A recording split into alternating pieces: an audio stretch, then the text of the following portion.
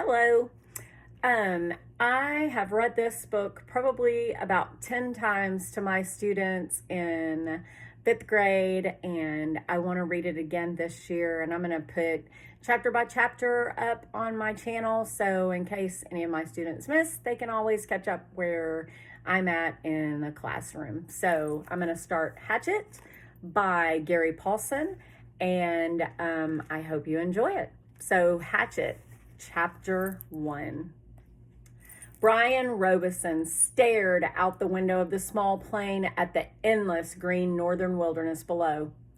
It was a small plane, a Cessna 406, a bush plane, and the engine was so loud, so roaring and consuming and loud, that it ruined any chance for conversation. Not that he had much to say. He was 13 and the only passenger on the plane, with a pilot named, what was it, Jim or Jake or something, who was in his mid-40s and who had been silent as he worked to prepare for takeoff. In fact, since Brian had come to the small airport in Hampton, New York to meet the plane, driven by his mother, the pilot had spoken only 5 words to him. Get in the co-pilot's seat, which Brian had done. They had taken off, and that was the last of the conversation. There had been the initial excitement, of course. He had never flown in a single-engine plane before, and to be sitting in the co-pilot seat with all the controls right there in front of him, all the instruments in his face as the plane clawed for altitude, jerking and sliding on the wind currents as the pilot took off, had been interesting and exciting. But in 5 minutes, they had leveled off at 6,000 feet and headed northwest. And from then on, the pilot had been silent, staring out the front, and the drone of the engine had been all that was left. The drone and the sea of green trees that lay before the plane's nose and flowed to the horizon, spread with lakes, swamps, and wandering streams and rivers. Now Brian sat, looking out the window with the roar thundering through his ears, and tried to catalog what had led up to him taking this flight. The thinking started. Always it started with one single word: divorce. It was an ugly word, he thought, a tearing, ugly word that meant fights and yelling, lawyers. God, how he hated those lawyers who sat with their comfortable smiles and tried to explain to him in legal terms how all that he lived in was coming apart, and the breaking and shattering of all the solid things. His home, his life, all the solid things. Divorce, a breaking word, an ugly breaking word. Divorce. Secrets. No, not secrets so much as just the secret. What he knew and had not told anybody, what he knew about his mother that had caused the divorce, what he knew, the secret. Divorce. The secret. Brian felt his eyes beginning to burn and knew that there would be tears. He had cried for a time, but that was gone now. He didn't cry now. Instead, his eyes burned and the tears came, the seeping tears that burned, but he didn't cry. He wiped his eyes with a finger and looked at the pilot out of the corner of his eye to make sure he hadn't noticed the burning and tears. The pilot sat large, his hands lightly on the wheel, feet on the rudder pedals. He seemed more a machine than a man, an extension of the plane. On the dashboard in front of him, Brian saw dials, switches, meters, knobs, levers, cranks, lights, handles that were wiggling and flickering, all indicating nothing that he understood, and the pilot seemed the same way, part of the plane, not human. When he saw Brian look at him, the pilot seemed to open up a bit, and he smiled. Ever fly in the co-pilot seat before? He leaned over and lifted the headset off his right ear and put it on his temple, yelling to overcome the sound of the engine. Brian shook his head. He had never been in any kind of plane, never seen the cockpit of a plane except in films or in television. It was loud and confusing. First time. It's not as complicated as it looks. Good plane like this almost flies itself. The pilot shrugged. Makes my job easy. He took Brian's left arm. Here, put your hands on the controls, your feet on the rudder pedals, and I'll show you what I mean. Brian shook his head. I'd better not. Sure, try it. Brian reached out and took the wheel in a grip so tight his knuckles were white. He pushed his feet down on the pedals. The plane slewed suddenly to the right. Not so hard. Take her light. Take her light. Brian eased off, relaxing his grip. The burning in his eyes was forgotten momentarily as the vibration of the plane came through the wheel and the pedals. It seemed almost alive. See? The pilot let go of his wheel, raised his hands in the air, and took his feet off the pedals to show Brian he was actually flying the plane alone. Simple. Now turn the wheel a little to the right and push on the right rudder pedal, a small amount. Brian turned the wheel slightly and the plane immediately banked to the right. And when he pressed on the right rudder pedal, the nose slid across the horizon to the right. He left off on the pressure and straightened the wheel and the plane righted itself. Now you can turn, bring her back to the left a little. Brian turned the wheel left, pushed on the left pedal, and the plane came back around. It's easy, he smiled. At least this part. The pilot nodded. All of flying is easy. Just takes learning like everything else, He took the controls back and then reached up and rubbed his left shoulder. Oh, aches and pains. Must be getting old. Brian let go of the controls and moved his feet away from the pedals as the pilot put his hands on the wheel. Thank you. But the pilot had put his headset back on and the gratitude was lost in the engine noise and things went back to Brian, looking out the window at the ocean of trees and lakes. The burning eyes did not come back, but the memories came flooding in. The words, always the words. Divorce, the secret, fights, split, the big split. Brian's father did not understand as Brian did, knew only that Brian's mother wanted to break the marriage apart. The split had come and then the divorce all so fast, and the court had left him with his mother, except for the summers and what the judge called visitation rights. So formal. Brian hated judges as he hated lawyers, judges that leaned over the bench and asked Brian if he understood where he was to live and why. Judges who did not know what had really happened. Judges with the caring look that meant nothing. As lawyers said legal phrases, that meant nothing. In the summer, Brian would live with his father. In the school year, with his mother. That's what the judge said after looking at papers on his desk and listening to the lawyers talk. Words. Now the plane lurched slightly to the right, and Brian looked at the pilot. He was rubbing his shoulder again, and there was the sudden smell of body gas in the plane. Brian turned back to avoid embarrassing the pilot, who was obviously in some discomfort, must have stomach troubles.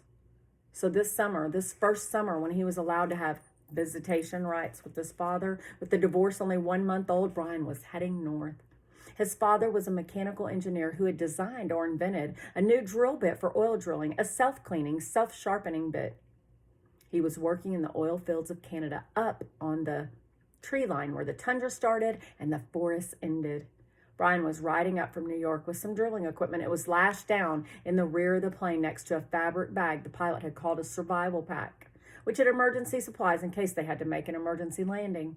That had to be specially made in the city, riding in a bush plane with the pilot named Jim or Jake or something, who had turned out to be an all right guy, letting him fly and all, except for the smell. Now there was a constant odor, and Brian took another look at the pilot, found him rubbing the shoulder and down the arm now, the left arm, letting go of more gas and wincing. Probably something he ate, Brian thought. His mother had driven him from the city to meet the plane at Hampton, where it came to pick up the drilling equipment. A drive in silence, a long drive in silence, 2.5 hours of sitting in the car, staring out the window, just as he was now, staring out the window of the plane. Once, after an hour when they were out of the city, she turned to him. Look, can't we talk this over? Can't we talk this out? Can't you tell me what's bothering you? And there were the words again. Divorce, split, the secret. How could he tell her what he knew? So he'd remained silent, shook his head and continued to stare unseeing at the countryside, and his mother had gone back to driving only to speak to him one more time when they were close to Hampton. She reached over the back of the seat and brought up a paper sack. I got something for you for the trip. Brian took the sack and opened the top. Inside there was a hatchet, the kind with a steel handle and a rubber hand grip. The head was in a stout leather case that had a brass riveted belt loop. "It goes on your belt." His mother spoke now without looking at him. There were some farm trucks on the road now, and she had to weave through them and watch traffic. The man at the store said you could use it, in the woods with your father. Dad, he thought, not my father. My dad. Thanks. It's really nice. But the words sounded hollow even to Brian. "Try it on, see how it looks on your belt." And he would not have normally have said no that it looked too hokey to have a hatchet on your belt. Those were the normal things he would say. But her voice was thin, had a sound like something thin that would break if you touched it, and he felt bad for not speaking to her. Knowing what he knew, even with the anger, the hot white hate of his anger at her, he still felt bad for not speaking to her. And so to humor her, he loosened his belt and pulled the right side out and put the hatchet on and rethreaded the belt. "Scooch around so I can see." He moved around in the seat, feeling only slightly ridiculous. She nodded. "Just like a scout. My little scout." And there was the tenderness in her voice that she had when he was small. The tenderness that she had when he was small and sick with a cold, and she put her hand on his forehead, and the burning came into his eyes again, and he turned away from her and looked out the window, forgotten the hatchet on his belt, and so arrived at the plane with the hatchet still on his belt. Because it was a bush flight from a small airport, there had been no security, and the plane had been waiting with the engine running when he arrived, and he had grabbed his suitcase and pack bag and run for the plane without stopping to remove the hatchet. So it was still on his belt.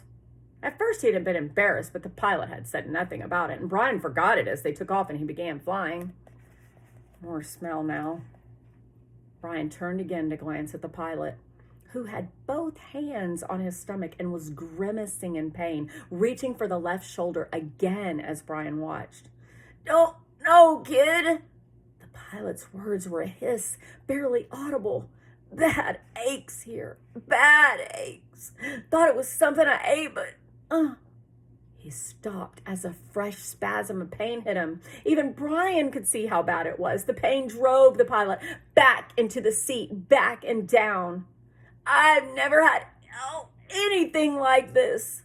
The pilot reached for the switch on his mic cord, his hand coming up in a small arc from his stomach, and he flipped the switch and said, "This is flight 46. And now a jolt took him like a hammer blow, so forcefully that it seemed to crush back into the seat. And Brian reached for him, could not understand at first what it was, could not know. And then he knew. Brian knew. The pilot's mouth went rigid. He swore and jerked a short series of slams into the seat, holding his shoulder now, swore in his chest. "Oh, God, my chest, it's coming apart." Brian knew now. The pilot was having a heart attack. Brian had been in the shopping mall with his mother when a man in front of Paisley's store had suffered a heart attack. He had gone down and screamed about his chest, an old man, much older than the pilot. Brian knew. The pilot was having a heart attack. And even as the knowledge came to Brian, he saw the pilot slam into the seat one more time, one more awful time. He slammed back into the seat and his right leg jerked, pulling the plane to the side in a sudden twist, and his head fell forward and spit came. Spit came from the corners of his mouth and his legs contracted up into the seat, and his eyes rolled back into his head until there was only white for his eyes, and the smell became worse, filling the cockpit, and all of it so fast, so incredibly fast that Brian's mind could not take it in at first. He could only see it in stages. The pilot had been talking just a moment ago, complaining of the pain. He had been talking. Then the jolts had come. The jolts that took the pilot back had come, and now Brian sat, and there was a strange feeling of silence in the thrumming roar of the engine, a strange feeling of silence and being alone. Brian was stopped. He was stopped. Inside, he was stopped. He could not think past what he saw, what he felt. All was stopped. The very core of him, the very center of Brian Robeson was stopped and stricken with a white flash of horror, a terror so intense that his breathing, his thinking, and nearly his heart is stopped. stopped. Seconds passed. Seconds that became all of his life, and he began to know what he was seeing, began to understand what he saw, and that was worse. So much worse that he wanted to make his mind freeze again. He was sitting in a bush plane, roaring 7,000 feet above the northern wilderness with a pilot who had suffered a heart attack and was either dead or in something close to a coma. He was alone.